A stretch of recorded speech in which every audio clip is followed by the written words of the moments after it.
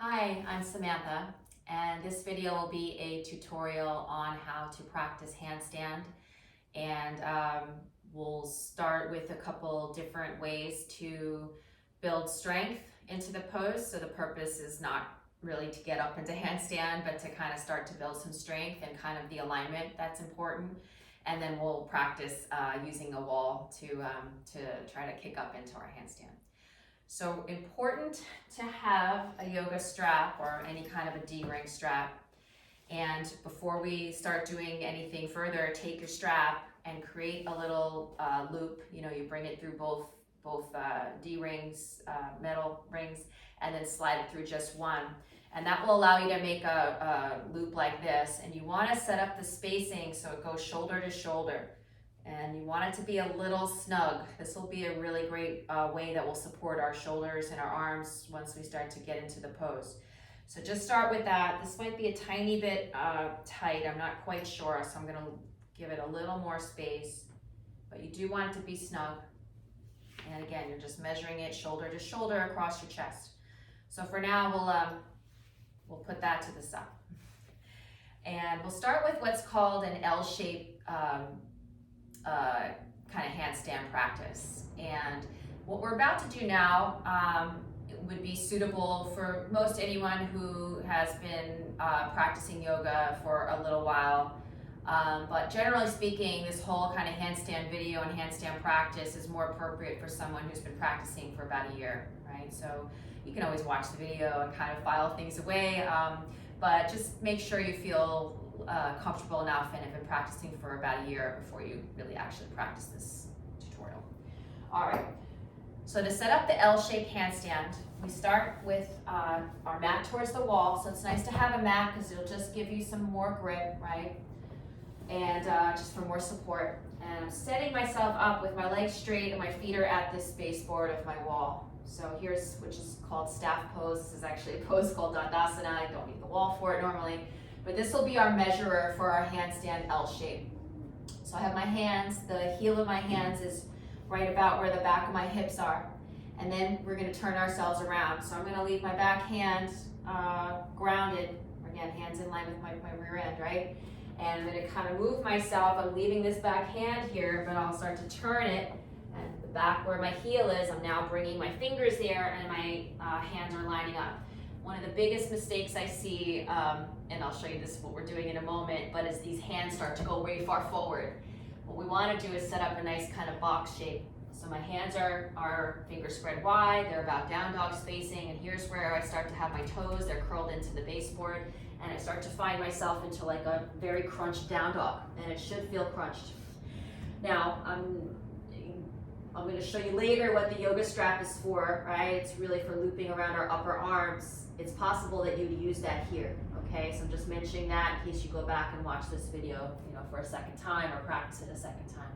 So before we do anything further, hug your arms in and roll your biceps up, and you push into your hands. Your hips might get higher and a little closer to the wall, and this might be enough. It really might. And if so, you just take deep breaths here. If you're going on further, you start to take a foot to the wall, and you'll start to find, the foot's about, let's say, hip distance, and you push into it, and then the second foot comes to the wall. And here's where your feet are about, let's say, down dog spacing. You're filling up your kidney back area, and you're dropping your head, and this is an L-shaped wall practice. It actually is incredibly challenging on our upper body, more so than handstand. The feet are really efforting into the wall very firmly. Taking a few breaths, head's heavy, and then we'll start to release. So the knees bend, one foot comes to the floor, the other comes to the floor. We take a child's pose in between our handstand practices. So come to child's pose now, take a few breaths.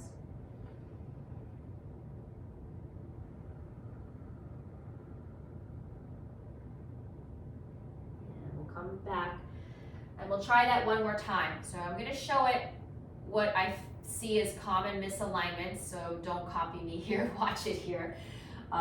So I talked in the beginning, right, about really lining the arms up, and I said that, the hands start to walk forward. I'm going to show you, and it's easy to want to do that because this is challenging to keep the hands here.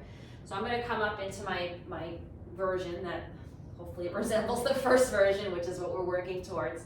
and I have my hips in line with my legs, and I'm making a 90-degree angle. And then what happens is people want to kind of walk their feet up, right, and turn into some version of this, but really that's not what we're doing, right? We're trying to keep them right in line. And the second thing I see a lot of is, I have to come down to show this, but the hands, you know, creep forward, and then we're not really setting ourselves up to learn how to do handstand, right? Because we're not lined up in a straight line. So I'm coming down again. I'm briefly taking a child's pose. I'm gonna actually turn my palms up, kind of alleviates a little hand pressure. And then that's the L shape. So it's very possible that's a really good practice to be doing for a long time, you know, just to really get the strength going. And I'll show some more things now, turning around to face the wall. But, you know, don't rush to leave that spot of the L shape, because that's a really great place to practice and to get stronger, so, you know, handstand becomes more possible. All right, so let's try the next idea using our strap. And we created that ring already, and we'll start to now loop our upper arms into it, and we'll know if we need to give ourselves space. But the idea is, I can't move my arms, because in handstand a lot of times people start to buckle and lose their upper body neutrality and steadiness, right? So you want to feel like your upper arms can kind of pull away. I made sure my buckle is not on my arms, because it might hurt as I do that or feel uncomfortable. And this is, the upper body is very much set up in a handstand kind of shape now, where the arms are.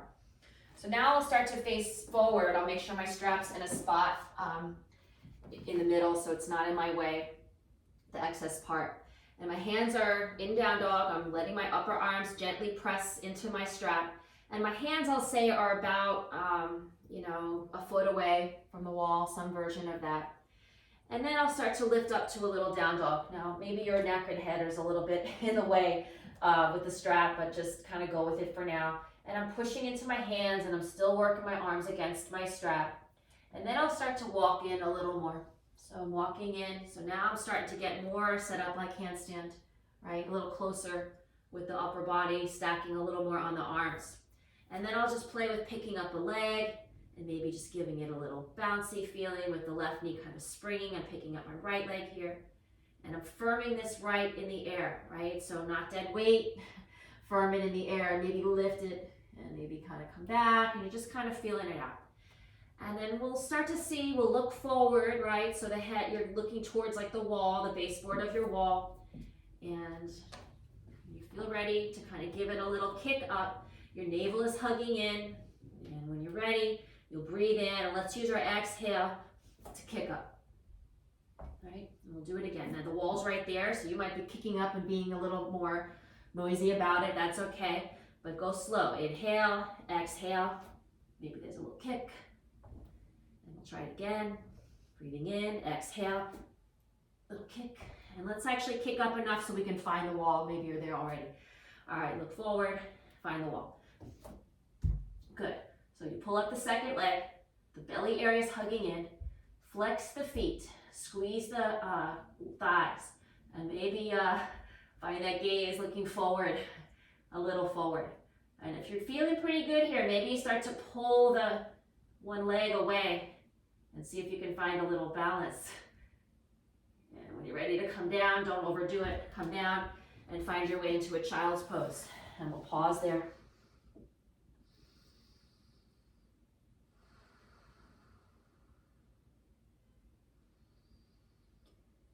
And then we'll come up. And you know, if that went well for you and you want to try a second round without the strap, you definitely want to use the strap if you're feeling like your arms are going to start to bend out and your shoulders roll in. I'm going to practice this round without it. So the hands are spread wide. Before we start to lift up, the one other thing I would like to mention is sometimes our heels of our hands, you know, we kind of dump weight there. See if you can feel a little more of the like horseshoe shape of your hand, you know, the base of your finger knuckles really plugging in much more so than the weight in the bottom of your hand. And you can use your fingertips as brakes. So, you know, eventually you'll be practicing this not at the wall. And the fingertips actually can really help slow you down and kind of help you to find center. So let's try it one more time. We'll bring the hands down, same thing, we're about a foot apart, hands from the wall. We lift up into a down dog, and then we start to walk in, right? So this walking in is great because it's starting to find more of you in handstand, right? So you have less jumping to do. If you're way in a down dog, it's much harder to find the upper body also, close to handstand. So walk in. I know it might be tough if your hamstrings are tight, but you can always bend your knees. Head is lifted, pick up a leg, firm it. You might even look at yourself underneath you like we do in three-legged down dog. If your toes are turning out to the side, that's already making it harder for you to find handstand, right? Because handstand is kind of like mountain pose with your arms up. So it's neutral, right? So toes are down, and then look forward, take a breath in, and as you exhale, give it a little kick up. So I found the wall, I'm pushing my hands in, I'm pushing my fingertips in, and maybe I can start to peel myself away. And then you'll come down and come back to child's pose. This pose really stirs up a lot of stuff, requires a lot of energy, so definitely make sure you take a break in between your practicing.